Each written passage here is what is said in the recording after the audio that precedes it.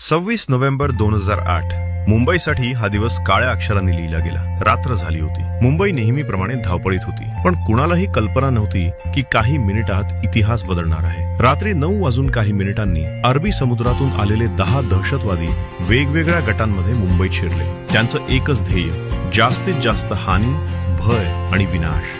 सगळ्यात पहिला हल्ला झाला लिओपोल्ड कफेवर. गर्दीने भरलेलं ठिकाण आणि अचानक गोळीबार सुरू. लोक धावत सुटले. मुंबई हादरली. त्यानंतर हल्लेखोर सीएसटी स्टेशनवर पोहोचले, भारताच्या सर्वात मोठ्या रेल्वे स्टेशनवर. काही सेकंदात शेकडो गोळ्या झाडल्या गेल्या. निरपराध लोक, प्रवासी, कुटुंब, कुणालाही वाचण्याची संधी मिळाली नाही. यानंतर सुरू झाली मुंबईतील सर्वात मोठी भीतीची रात्र.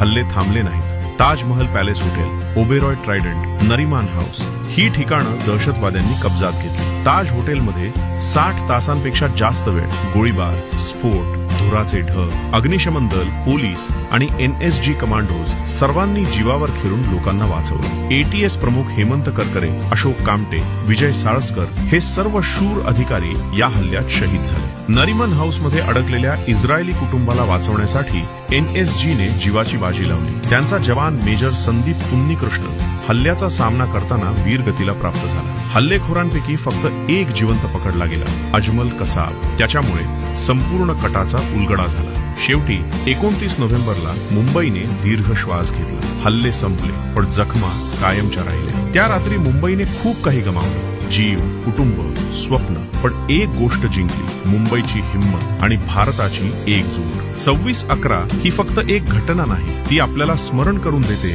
दहशतवाद किती भयंकर असतो आणि आपल्या सुरक्षा दलांचं बलिदान किती महान असतं. अशा माहितीपूर्ण आणि सत्य घटनांवर आधारित कंटेंटसाठी फॉलो करा आणि तुमचे विचार कमेंटमध्ये नक्की लिहा.